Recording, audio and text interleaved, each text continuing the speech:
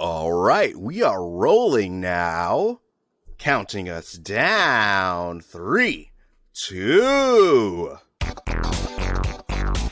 You're listening to Missing Out with Lex Michael and Tauri J. Let's start the show. Hello there, Misketeers. Welcome back to Missing Out. I'm Tauri J. I'm Lex Michael. And if this is your first time listening, what we do here is we introduce each other to different media, whether it be movies, music, television, spoken word, books, experiences, things that have built us up as people, and we hope that in sharing it, it builds you up. We are the retrospective that is introspective. God, that Tauri J is such an enigmatic and fascinating podcaster, but we just know so little about him. I mean, where's he from? What's his real age? Where's he get all his money? Don't ask about me. Don't ask. Don't ask about me. Don't talk about me. I'm same age as you. Whatever age you are, I am same age as you. So this week we are talking about The Disaster Artist, the book. Oh yeah, we're always talking about doing books and stuff. The full title is The Disaster Artist, My Life Inside the Room, the Greatest Bad Movie Ever Made. It was published in 2013. It was written by Greg Sestero and Tom Bissell.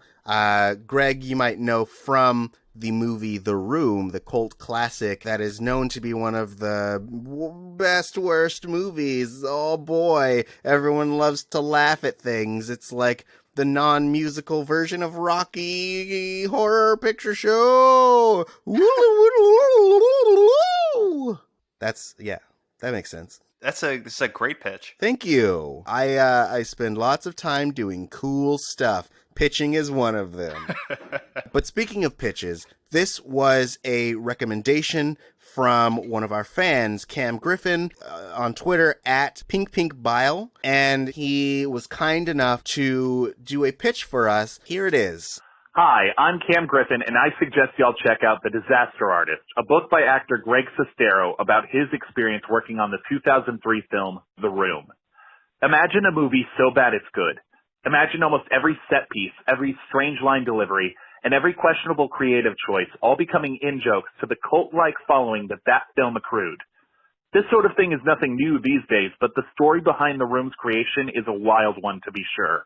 If author/room actor Greg Sestero is to be believed, and I believe, The Disaster Artist is the true story of what one man with enough time, money, and albeit misguided vision will do to make his dream come true. While the film adaptation of The Disaster Artist takes a more comedic approach, this book shows the full drama of the alleged behind-the-scenes reality. From frankly scary parallels between Greg's time knowing Tommy Wiseau and the plot of The Room itself, to how The Room's production went through cast and crew like a stereotypical Hollywood agent goes through cigarettes, this story is as fascinating as Tommy Wiseau himself. Thanks for hearing my pitch. Can't wait to hear the episode.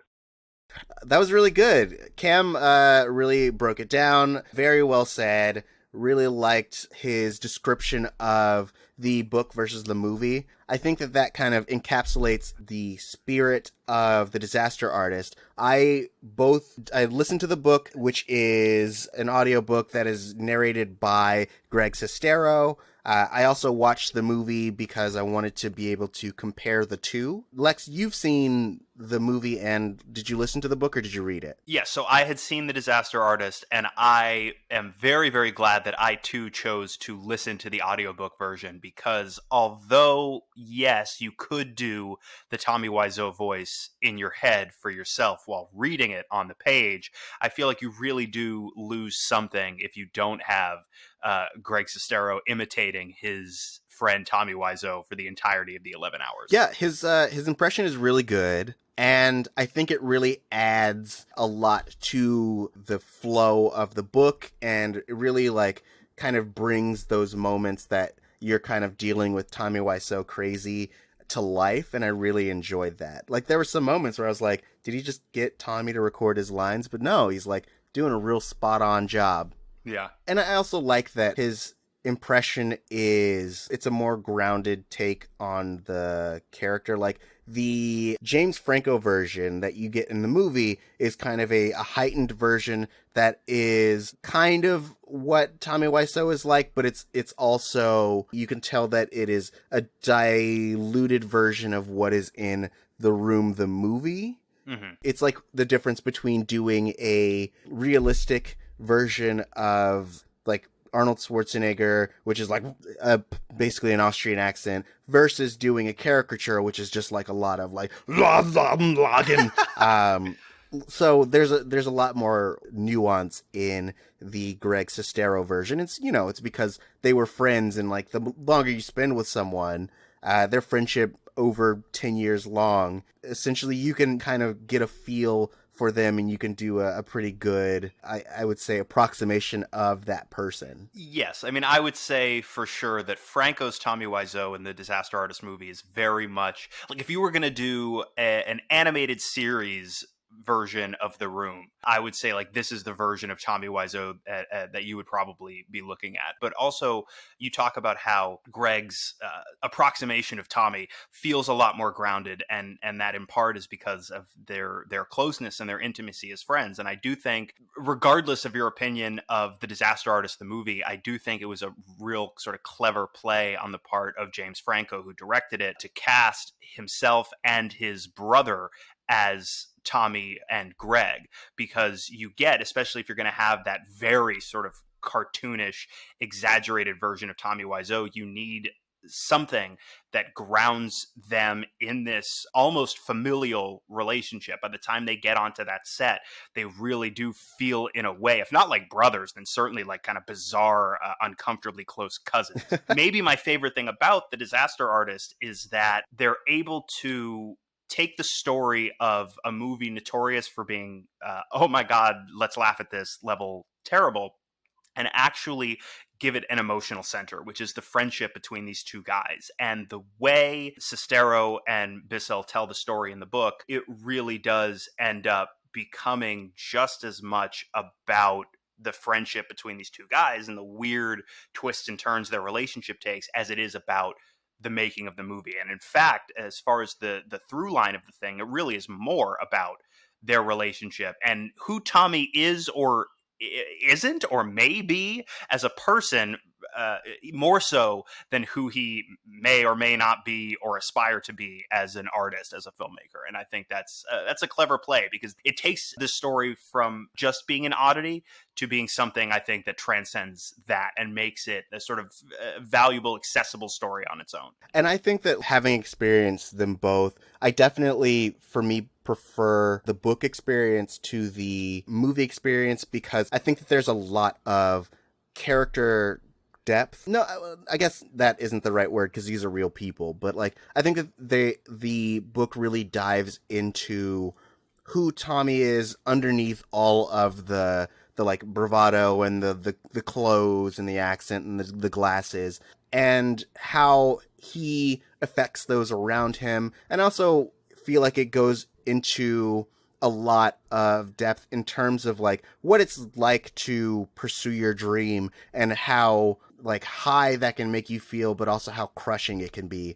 And so like I really like the exploration of those aspects. And we're going to definitely talk about the differences between the book and the movie once we get past the spoiler wall, but I really wanted to make sure I got that in front of it, just because like there's merit to experiencing both of them. The audiobook is only about 11 hours or so, maybe like 11 and a half hours. You can listen to it in your pastime. It goes very quickly, and you know, Audible, hashtag not sponsored, you know, helps keep track of where you are. You can put bookmarks and do notes and stuff as you're going along. So I highly recommend that experience as well. Lex, is there anything you want to talk about before we drop down that sweet spoiler wall? I guess without delving into spoilers, I think one of my favorite things about this story, or at least the elements of this story that do focus specifically on Tommy Wiseau's efforts to get his movie made. There is a version of this story that's less weird and less dark and less demented and less mysterious that is very much in line with a lot of stories that I enjoy. An example, a fairly recent example being, I was a big fan of Dolomite Is My Name, the Netflix movie with Eddie Murphy, where he plays Rudy Ray Moore, and the story is essentially about how when nobody is going to believe in me, when nobody is going to put their resources behind me, when no one's going to vouch for me, nobody's going to open any doors for me. Well, if I want to achieve my goals, if I want to live my dreams, then what needs to happen is for me to believe in myself, is for me to back me, is for me to get creative and me to be my biggest fan and my biggest advocate, because that's what I'm going to need to do to get myself out there, to get my dream out there. I believe in this so much, and I believe in me so much that I'm going to do it for myself, and I'm going to prove it to them. And ultimately, like Rudy Ray Moore does, he made a movie, made Dolomite, which, say what you will about the quote unquote objective cinematic quality of the thing, he did it. He got there, you know, like he got to achieve his dream, and things worked out well for him and for the people he worked with. Same thing with like Kevin Smith making Clerks. That's part of why people love that story so much. He believed in himself enough to go out and roll the dice and make a movie with his friends. Tommy Wiseau did a version of that.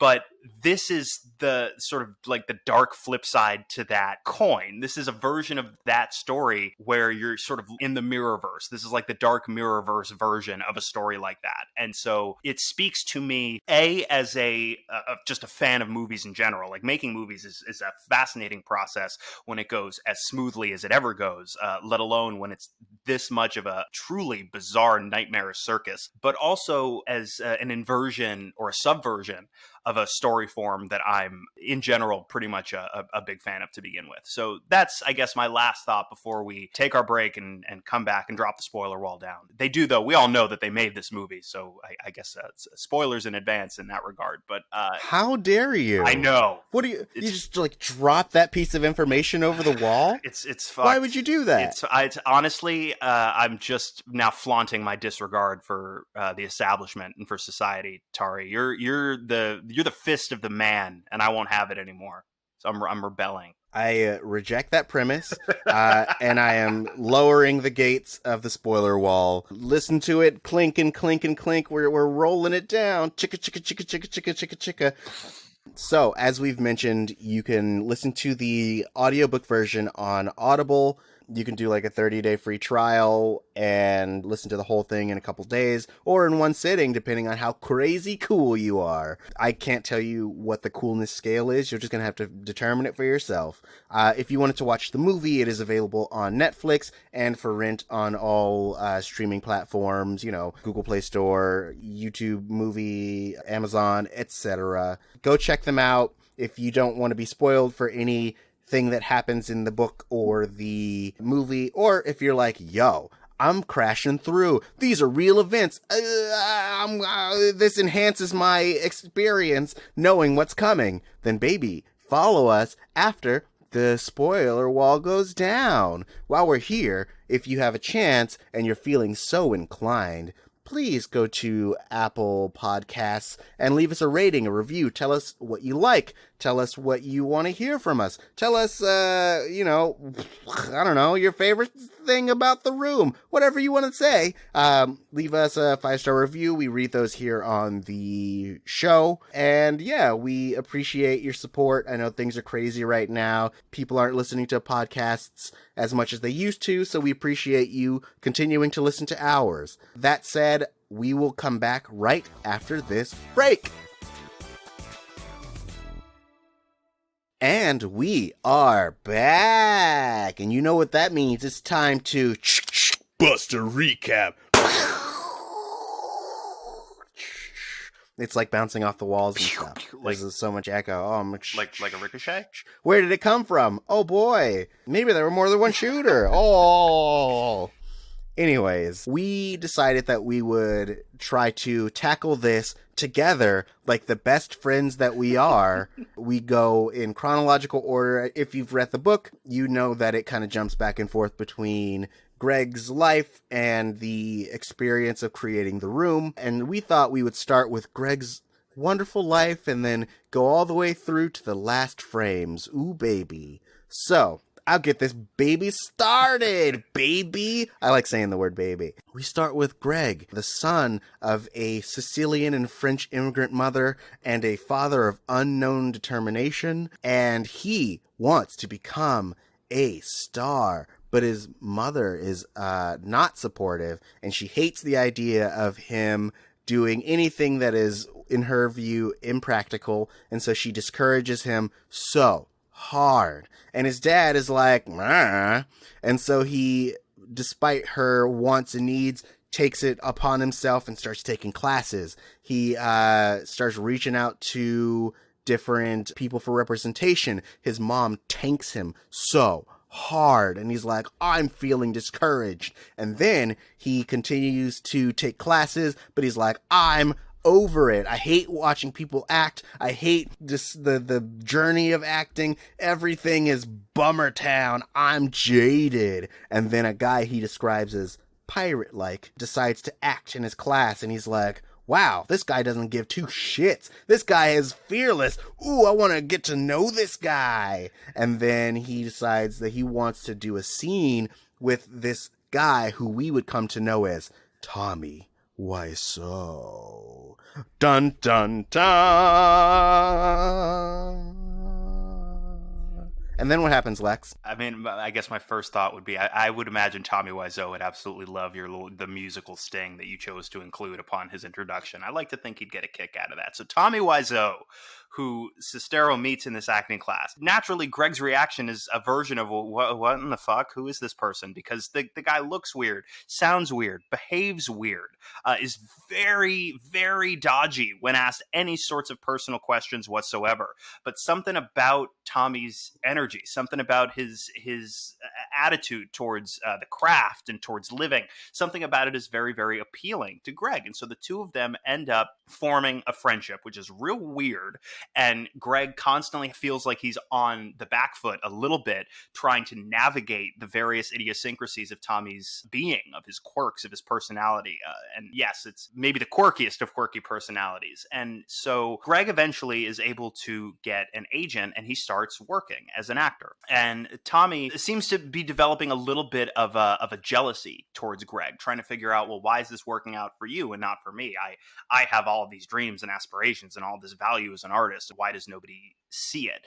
Greg, at a certain point, is looking for a place to stay. So Tommy volunteers this empty apartment he has in Los Angeles. Well, how do you just have an empty apartment that you don't use in a city as expensive as Los Angeles, Tommy? And Tommy's very dodgy about that, just like he seems very dodgy about all of the money he seems to have out of nowhere. A huge amount of money that he seems to have just magically out of nowhere whatsoever. And as their relationship becomes a little bit contentious because of Tommy's weird jealousy and misdirected anger, like Tommy's threatening to kick him out, and it's just this weird source of animosity. But at a certain point, they go and they see The Talented Mr. Ripley, which is a movie that has a profound effect on Tommy Wiseau and sort of seems like it's the catalyst for a big pivot in the life of Tommy. But Tauri, what God, I'm so clumsy and scatterbrained. My notes run out after this page, and I don't know where the rest of them are. I misplaced my files. Do you have?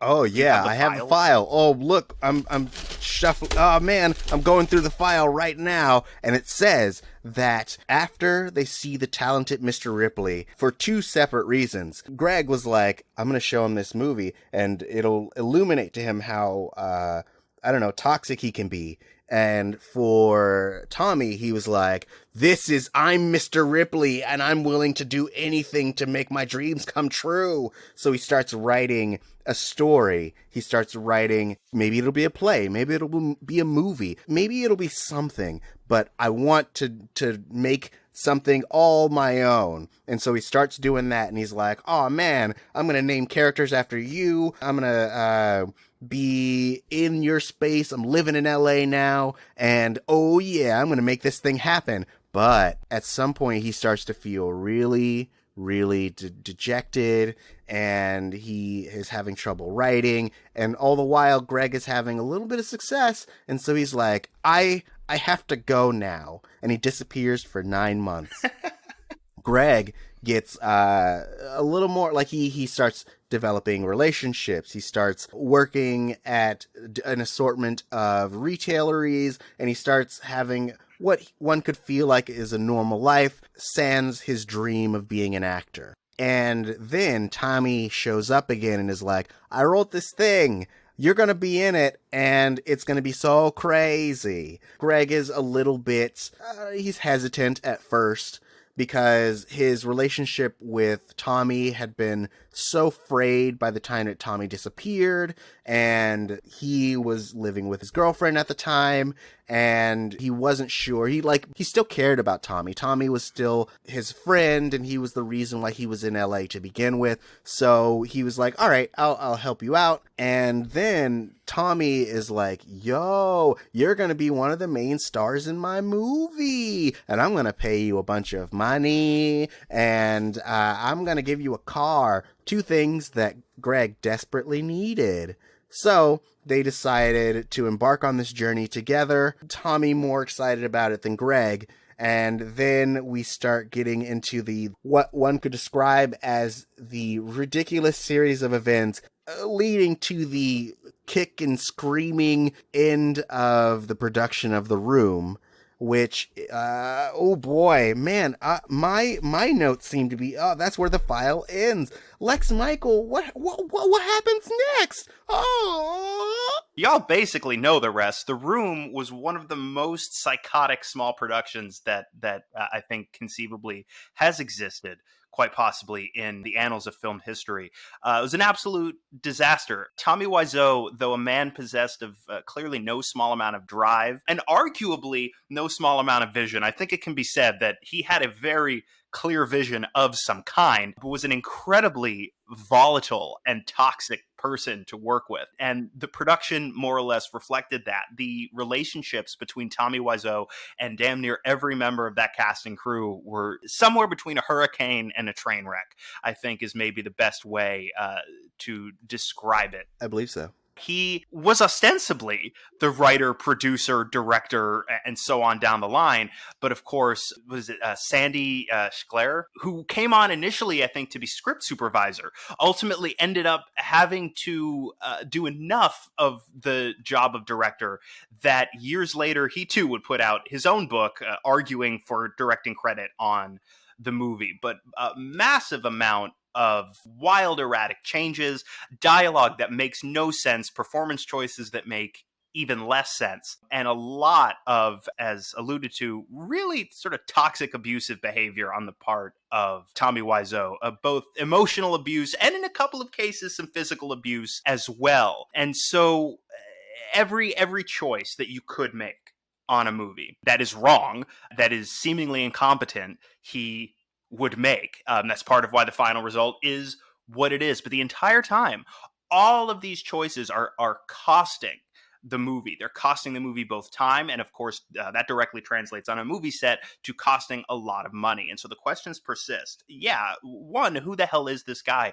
But two, where the hell does this dude's money come from? You know, that he can make such wildly impractical and wildly expensive production choices. And so Greg attempts to do a little bit of digging, but Tommy is so very guarded about his past. We get far enough to figure out like a potential version of the story that involves Tommy sort of growing up in an Eastern Bloc country, becoming obsessed with America, eventually getting super into bird toys, and then becoming like a real estate tycoon. And this is possibly how he accrued all of his money, although plenty of people working on the movie think it's entirely possible he's somehow tied to organized crime and the whole thing is a money laundering operation. Maybe Tommy was the second gunman on the grassy knoll, for all we know. So they make it through this production, and Tommy gives Greg a rough cut of the movie, and he screens it for his family, and the whole family, and he was very nervous because his mother, as we alluded to at the top of this breakdown,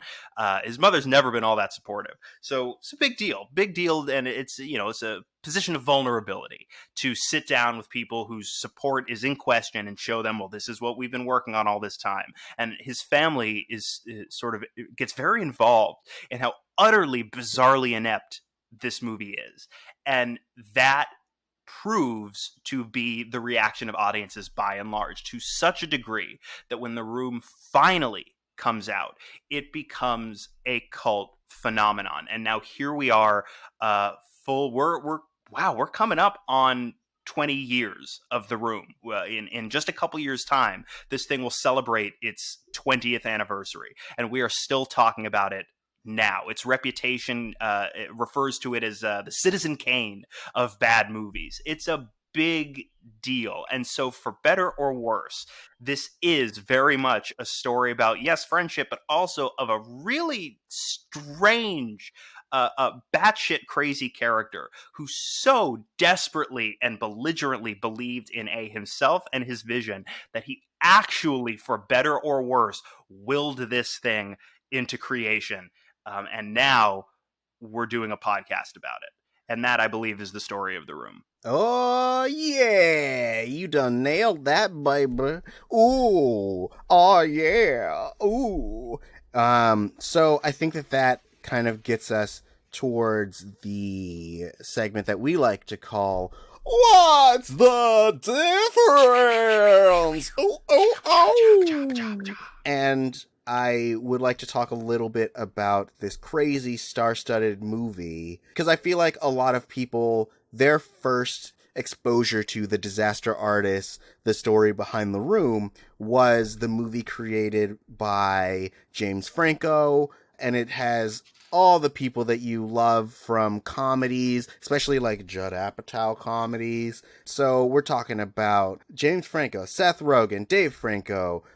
We got Alison Brie, Paul Scheer, Zac Efron, Josh Hutcherson, Megan Mullally, what? Nathan Fielder, what? Sharon Stone, Bob Odenkirk, Judd Apatow himself, what? Melanie Griffith, what? June Diane Raphael, whoa! That's actually how the credits read on the movie. When you get to the scroll, it's like Sharon Stone, what? Like all typed out, like WHAAAAAT and 2 exclamation points. Right. This movie, like my commentary on last week's movie, which was JFK, also feels like a movie where they were like, hey, do you want to do a day's worth of work for SAG scale and just be in a crazy movie? And the people were like, yeah, I'll do that. Hopefully it wins some awards. Then I could be like, I was in this award-winning thing, which is crazy. And that is what happened. Something I really would like to point out, because you were talking about the long journey of the creation of The Room to its cult status to now, is that, like, in the book, they talk about how Greg would watch the Golden Globes and it would kind of make him feel shitty because it felt like he wasn't getting anywhere in his career. And there was one specific moment when he had arrived back at his apartment and he felt like just kind of like falling into a pile. He had driven through Golden Globes traffic and Tommy basically kind of forced him to go out. He was glad that he went out because it meant he didn't have to watch the Golden Globes, which I find to be a nice way of history kind of wrapping around, in that this movie about that experience ended up winning a Golden Globe. So I like how the cyclical nature of the thing that made him feel terrible at one point during the journey is ultimately where the story led. And he and Tommy were both in this movie, so they were in a movie that won a Golden Globe, which I like to kind of karmically point out. Yeah, it's a movie based on a book, based on their lives about a movie that they made. Yep. I'm a dude playing a dude dressed as another dude. So the thing I think that is most prominently different between the book and the movie is the depiction of the development of their relationship. I mean, they streamline a lot of aspects of it because there is a long time between the point that Tommy comes to join Greg in Los Angeles. I think that the depiction of their friendship is a lot more wholesome in the movie, whereas, like, I think in the book, there are a lot of layers of manipulation and a lot more, I would say, depressive moments between the two of them. Like, you get to understand why they become friends, because they're both two people who in a way share a certain kind of heritage, and that a large aspect of Greg Sestero's life revolved around his being the son of a French immigrant. He spoke fluent French. One of his big first roles was because he could do a French accent, because he had that French background. And Tommy himself spent, as far as we know, a lot of time in France growing up as a young boy named Pierre. And so they really share that kind of European background, and they both share this aspect of feeling like they are outsiders in their own communities and in their own skins, and they both kind of go through the same feeling of not feeling wanted. Yes. But they have the, I would say, opposite issue, in that I think that Greg generally has a habit of undervaluing himself because of the way that he was brought up, and how his parents ultimately tried to shrink him into fitting into what they wanted him to be. Whereas Tommy, having to fend for himself for so long, allegedly, grew into this place where he has no fear of what others think of him, because he's had to endure so much that, like, he just wants to make things happen. And so he has this really big, bold, boisterous persona that he creates in order to hide what he's truly feeling inside, whereas Greg is more prone to let what he feels inside dictate how he lives his life. And it's a really interesting dichotomy between the two of them that you get in this book, whereas the movie kind of uses the, like, manic pixie dream girl dynamic, where Tommy is that manic pixie dream girl, the quirky person that really, like, reinvigorates this other character's life and leads them to be a better person through their whimsy. And, like, that really shows, and I think that really makes the comedy, the drama comedy that they're making, digestible. Whereas, like, when you're experiencing these firsthand accounts through the book, you really have to see it through Greg's eyes, and you feel for him, and you feel how much the emotional manipulation that Tommy exudes upon him weighs on his spirit, but you also get how much he cares about Tommy, and you get how broken Tommy himself is, and how he views himself, and how much, like, self-hatred there is inside of Tommy Wiseau, and all the lengths he goes to cover it up. And I think that's really interesting.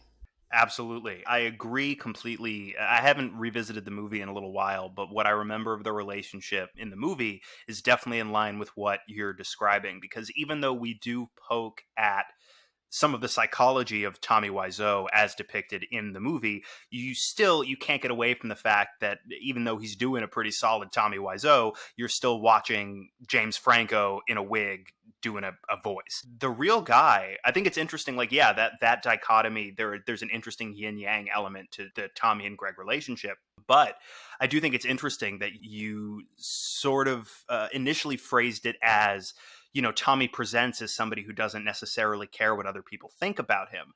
And I'm really glad that you also pointed out the amount of self-loathing that exists inside of him, because, yeah, like, to me, that's the key to the guy, like, that, regardless of where he actually came from. And it seems to have been confirmed more recently that he did grow up in Europe. I think he might be Polish in origin, but he just doesn't want to talk about it, because that is one of several things about himself that, for whatever reason, he just couldn't reconcile. And so it becomes a point of contention within himself. It becomes something that he himself does not want to address or have addressed, maybe just because it reminds him of a version of himself that he thinks is lesser, or something that he feels like he wants to get away from. And it's a sad portrait of this guy, because you see throughout the story, as Greg tells it in the book, all of these moments where the way he presents, he's big, he's boisterous, he's got his finger on the pulse, he's savvy and perceptive in a way nobody else is, et cetera, et cetera, et cetera. But then every so often, there's these moments where like the facade cracks and Greg sees through it and he doesn't quite know what he's seeing because, again, he knows so little about where Tommy comes from. But he sees the kind of wounded, sad guy underneath that shell who built the shell as a way to compensate for the seemingly endless number of things that he feels for one reason or another that he needs to compensate for. And it makes me feel, on some level, genuinely bad for the guy, because regardless of how he treats other people, although of course you really can't, when you put everybody together on a film set, you really can't look the other way when it comes to treating people in a very toxic manner. But putting that aside for a second, it all feels like sort of misdirected anger that he feels like he has to throw at other people because he doesn't quite know how to vent it in a healthy, constructive way, or B, failing that, how not to keep it from like rattling around inside him and like rebounding on himself. Like he seems like a guy who it's all about building that narrative, building that identity, and making sure that literally anything that can conflict with it is sort of batted away as aggressively as possible. I think that's part of why when The Room did sort of take off and become this weird cult phenomenon that was embraced by people, in part because of how bad it is. People asked him, of course, like, well, did you always intend for the movie to be this bad and this ridiculous? And, Tommy Wiseau just embraces it. He goes, of course, because that is how he then pivots again to shape the narrative, to shape his persona in a way that makes him feel better about himself. Because as you see throughout that entire story, like, he's not trying to make a bad movie. This dude believes in this thing to a fault with absolutely every fiber of his being. But he has to cling to this version of himself that is better than, that is above, that can do it in a way that nobody else can, that is the star, or at the very least is destined to be the star. And if only people would listen to him, like he could be that, and so on. And to me, it's all just, it's indicative of just this really sad guy who like needs something so badly externally because he can't manufacture it within himself, because there's just nothing internally except a whole bunch of conflict and self-loathing and depression. And I tell you what, man, it makes me feel bad for the guy, if only because woof, I get that. I agree. Like, I think that the book does a really good job of painting this multifaceted individual, because you started to kind of get into the aspects of Tommy that you relate to. And I also, like, there's a specific moment that on its surface, when it is painted out in words by Greg Sestero, it's this moment that is terrifying, and it is a harrowing moment between two individuals where essentially Tommy has Greg in his car and he starts frantically driving insanely while Greg is in the car, like he's going to kill them both. And it's a moment that strains their relationship, because it's this moment where you're like, okay, this guy is willing to murder us both because he just doesn't know how to deal with these interpersonal issues. But like, as you listen to it, you're like, oh man, this is crazy. But Greg caring for this guy and understanding who he is, even if not like having a full view of his background, understands his intention, really puts it into perspective in that, like, it's this moment that you understand that maybe Tommy has done this before. Maybe Tommy has a very big habit of attracting people because of the persona that he puts on. And, people not really understanding him as a whole are very attracted to this fearless view that he allows people to see. But like, the closer that you get, it's the hedgehog's dilemma that like, you can't get too close to someone, otherwise you're going to hurt them. And so the closer he gets to someone, the more he lashes out at them in an attempt to drive them away before they hurt him, ultimately the way that like he, will describe in his movie. Like, everyone will always betray you, especially women or whatever. But like, it's this plea that he has that like, he doesn't know what to do with all of these feelings. And he is ultimately looking for someone who, bless his heart that I think that he found Greg, someone who was suffering in closer to the same way that he was, that really kind of was willing to stick it out for a while. But like, I mean, guys, that I'm a big fan of mental health care. And I think that like it would have done these two so much like of a service to, talk to someone about the things that they were feeling. Like they both express at different points how they've gotten to the point of being pretty much suicidal because of the feelings of rejection and hurt that they both feel. And I'm glad that they're still friends to this day. And I'm glad that they found a venue to success through all that they've been through together. But I also have to acknowledge that like the road to getting there had been so destructive for both of them. I know that because it is a firsthand perspective of Greg, how he experienced Tommy's behavior, that it is very much painted in this super toxic way, and justifiably so, in that like Tommy, having no one to really guide his upbringing, had to kind of learn a lot of things himself.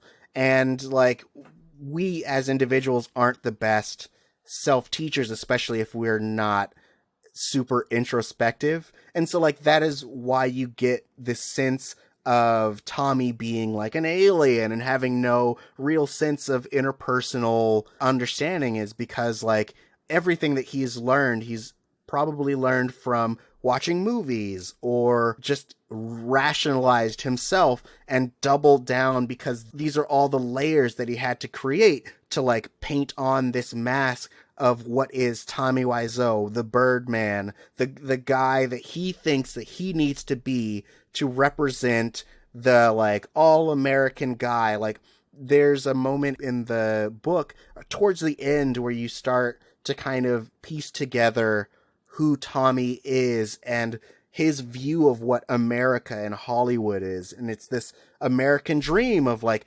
becoming whoever you want to be. No matter where you came from, you can become what you want. And ultimately, like, because of the way that Tommy processes the world, and possibly the result of maybe some brain damage, he has built this persona that is overtly toxic. And I think over time he's probably like mellowed out, I would hope.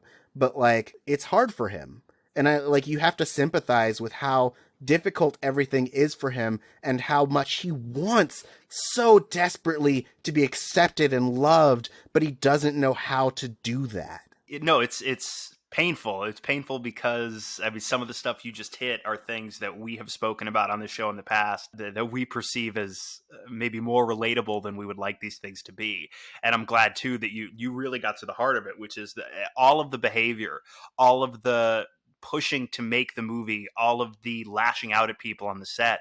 It's all ultimately, fundamentally, all of his toxicity comes from this place of wanting so desperately to be loved, while at the same time not being able to generate even a little sliver of that for himself. And so, yeah, it translates to, at a certain point in his relationships with people, he doesn't know what to do when the relationship doesn't implode or peter out. And so because he doesn't know how to navigate the relationship in any other way, he ends up, whether knowingly or not, imploding it himself, because that's the only way he understands how to approach relationships. And it's sad. I mean, it's a huge bummer. And a lot of it is, like, Greg talks in the book about how to essentially move to LA and pursue acting, there's got to be something maybe a little off about you to begin with.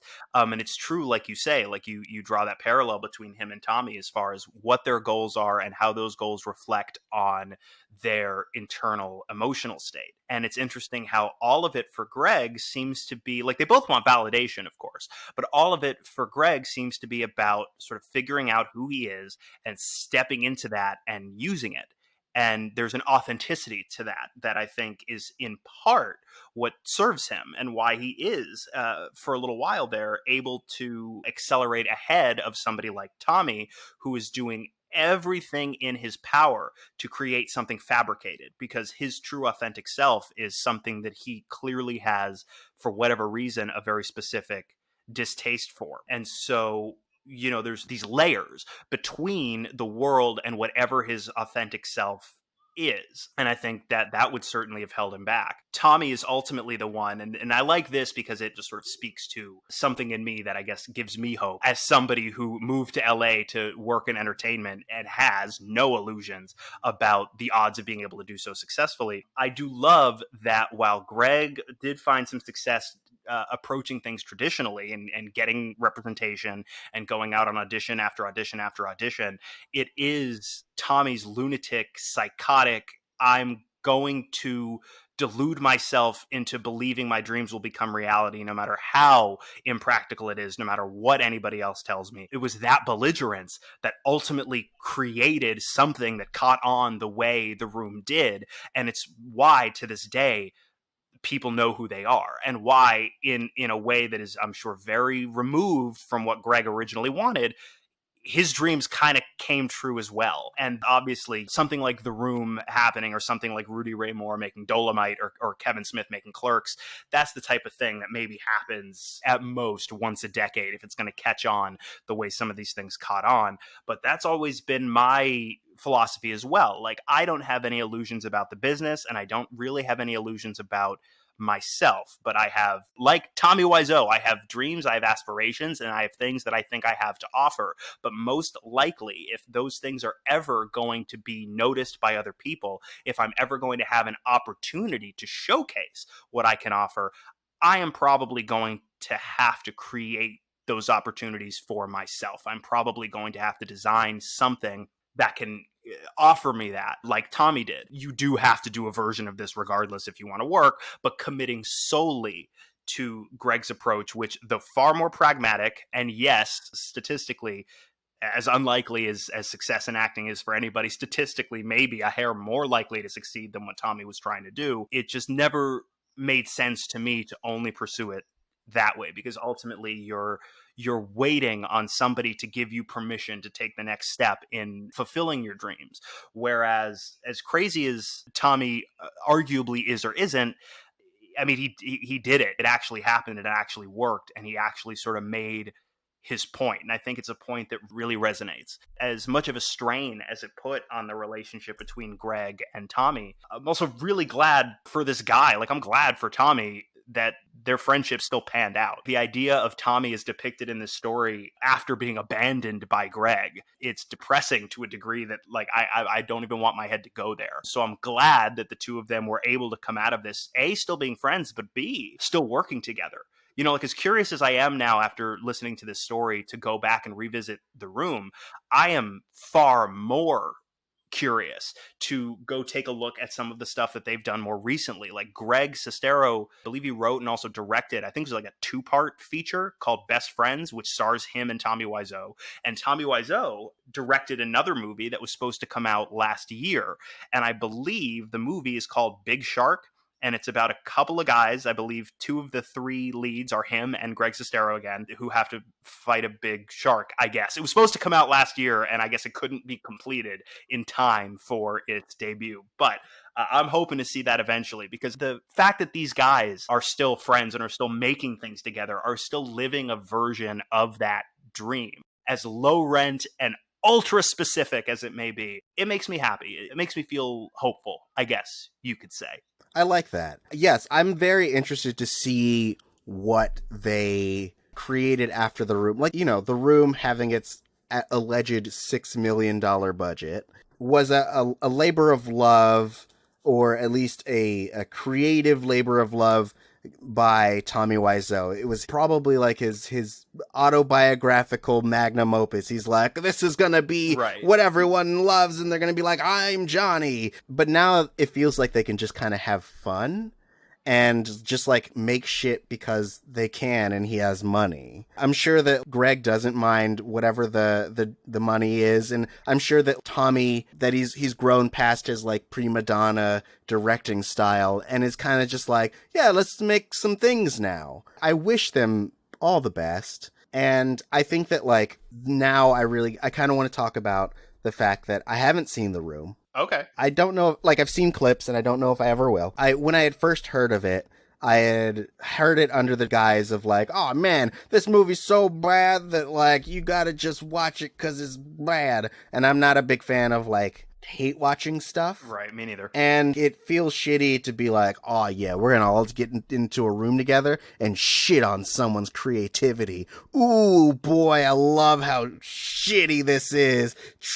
Fucking give me the plague. That was a dumb reference to Penny Dreadful. No one had watched it. Doesn't matter. But now that I have this context, and I understand the spirit in which it was made and how it changed these two dudes' lives, I feel a little bit better about it. And how, like, it's become this thing that, like, Rocky Horror Picture Show being one of the early inspirations for Tommy Wiseau, and now his show or his movie being treated the same way, I like the cyclical nature of that as well. And that, like, people have found a way to take this thing that, you know, wasn't the best created, and they find ways to make it fun and find ways to like bond over it. And also like that, like it inspires people like you. Like it is this thing that shows that sometimes you just have to create your own opportunities, which is a lot of what people do now. That's how a lot of people gain their following. Like, you know, you look at a YouTube or what people are doing on TikTok and what was Vine at the time. Like, those are just smaller versions of this thing. I do really appreciate at this moment in time what The Room represents. Yeah, and as far as watching it, I guess I recommend watching it now that you've heard the entire story and you have a frame of reference for basically every element of that production. What I will say, I think there's merit to watching it just to have seen it, but if you don't see it with an audience that's into it and you have that experience, it can be tough to get through because it is that bad. But the same thing that makes it tough to sit through, especially if you're sitting through it by yourself, is also the same thing that makes it truly fascinating to watch, and why I think people keep coming back to it. I heard it described, and I forget who I heard describe it this way, but I heard it described thusly: he cannot have done this on purpose. It is not possible to have made a movie this bad on purpose. You can't, if you're intentionally making choices that you perceive as bad choices, eventually, if only by accident, one of the choices is going to pan out more or less okay.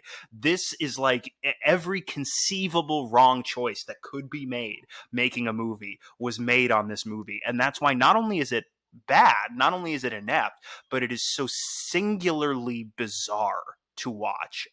So on the one hand, that I think is really what makes it worth it. And on the other hand, it's a tough sit. It's not like a quick, every 20 minutes or so you get to one of the iconic moments. And I think seeing those moments in context is at least in part worth the exercise, but it's a tough sit. It feels longer than it is because it is that inept and bonkers and batshit and entertaining. It really is entertaining in places, but it's not good, and it's not going to speed along. You know, it's funny. So I recently watched the honest trailer for it, and they were talking about how it's very entrance and exit focused.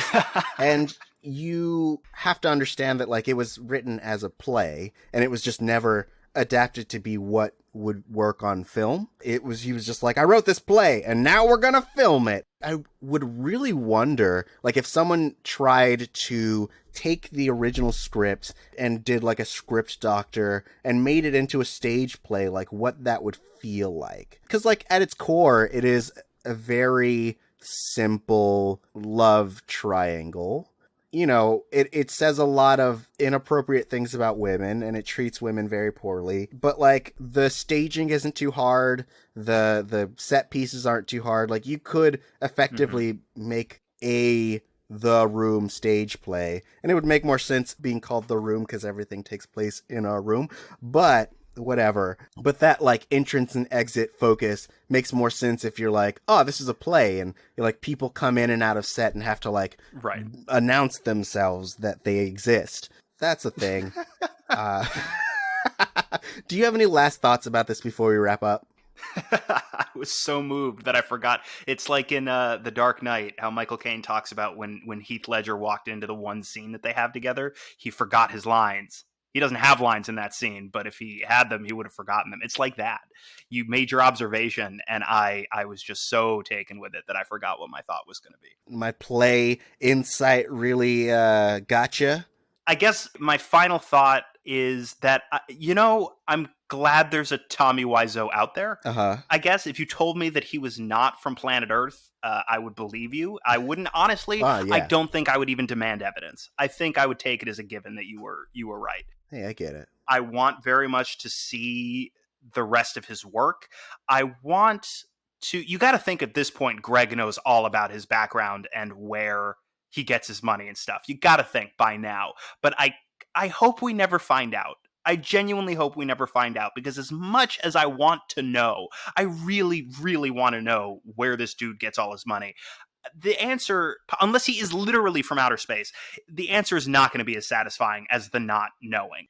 I guess if you could say anything about The Room works, I think part of what works is dependent on not knowing anything about this weirdo who made this movie. I do think, because you haven't seen it, I recommend sitting through it, even just the once, just to have seen it. It is really fascinating. If you're into movies or movie production at all, it's a fascinating watch, because it really is every conceivable inept call you could make, and that's what that looks like. It's like true randomness, right? Like how the brain can't actually process random information or generate information randomly. So if you try and like plot random points on a map, even if you or anyone else in the room can't figure out what the pattern is, there will sort of be some kind of loose pattern to it, because that's how the brain works. That's clearly not how Tommy Wiseau's brain works. This movie does look like total random anarchic nonsense in action. I find that sort of noteworthy. But I say go check it out, and I'm glad that I had the opportunity to listen to the entire story. So thank you to Cam Griffin for the recommendation. I had never read the book. I'd seen the movie, but I do feel like this is the way to experience the story if you haven't before. And also, yeah, it made me think a lot about the virtue of believing in yourself and generating your own opportunities if you're fortunate enough to be in a position to do so. And thankfully, unlike 20 years ago, you don't need $6 million to make a movie. So I think if I want to impart one thing as a takeaway, it's that you too could be Tommy Wiseau, and you don't need Tommy Wiseau's money. Believe in yourself, go make your thing, because why not? Like, honestly, why not you? The Room is now considered a cult classic. Why not you? Seriously, go make your thing. Tari, what about you? Last thoughts? My last thought is that we've talked a lot about sympathizing with Tommy Wiseau and the creative spirit. Is this the but? It's not a but. It is more of a and. And I recommend that, like I always do, that mental health is important, and it's stigmatized, and that shouldn't be. And I know it's expensive, but like we on this show have talked multiple times about, these ideas of like self-loathing and the toxic parts that will manifest as a result and things of that sort. So like if you are a Tommy Wiseau and you feel so separate from others, maybe work through that. Maybe figure out what elements of your own piece are like slipping through and affecting your relationships. I'm just being an advocate for mental health care, especially nowadays, because it's important. Yes, for sure. Like, even though it's clear that Tommy was grappling with some pretty serious inner turmoil, much of which very well not be his fault in any way, it's still not justification for treating your coworkers the way Tommy treated some of his coworkers. Yes, so let's all take that as a given. Be your own Tommy Wiseau, but don't emulate those aspects of his behavior. Find someone to talk to. Right, and not just his coworkers, his best friend. Yeah, not for nothing. There is a very big idea that you are obligated to stay with your friends no matter what, no matter how they treat you. Like, a real friend sticks together, but like toxic relationships are very hurtful to everyone involved, and like you as a person aren't obligated to endure that. And so, like, you see multiple times in the book that they have to, like, separate from each other and, like, re-reconcile. All that to say that, like, you as a person may care about someone, but if they are also hyper toxic, you're not obligated to just kind of endure that behavior. You are entitled to express that that person is being toxic and deal with that relationship moving forward, is what I'm saying. So, like, we make an emphasis on coworkers, but also, like, friends too. Be a good friend. Yes, for sure. That's it. Those were the last thoughts I had. So, Lex Michael, if people want to be your friend and have a healthy relationship with you, where can they find you? Yes, if you want to ask me questions about my backstory, where I'm from, what my accent is all about, where my money comes from, and have me dodge all of those questions in a totally unsubtle fashion, I'm on Twitter and Instagram at @TheLexMichael. And also, if you want to hear me talk about none of those things, but to hear me talk about a particular television program, I also do another podcast with my partner, Marianne Ramish, and it's called Friends with Benefits,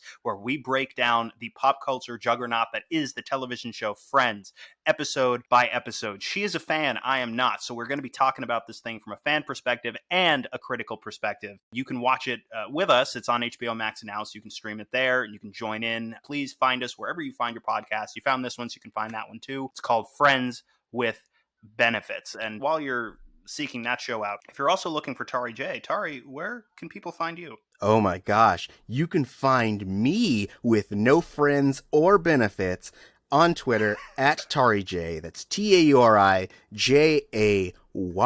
But most importantly, you can find this podcast at Missing Outcast. That's MissingOutcast. So this has been the last installment of our July theme. July! And so the next month's theme is going to be all up in the Kool-Aid. So I feel like I have to explain this in very good detail.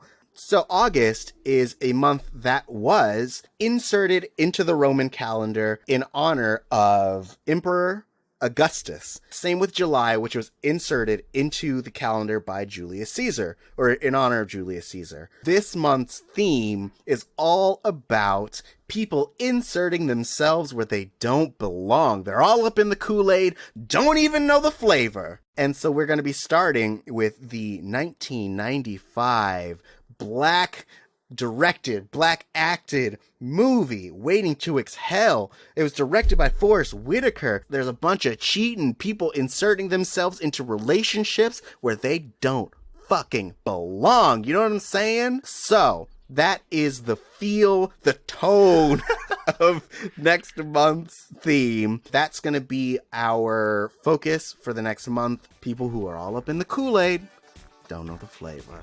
So we look forward to exploring that with you guys and having some fun upcoming guests and fun upcoming titles. So please stick around.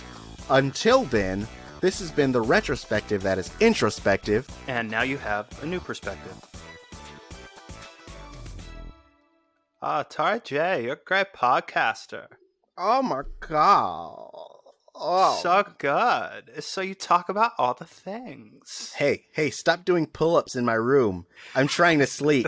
Stop. Hey. I don't want to see your dick or your butthole. Please put those away. But they will become famous and you will be so jealous. Your balls and butthole look like that Mickey Mouse stuff.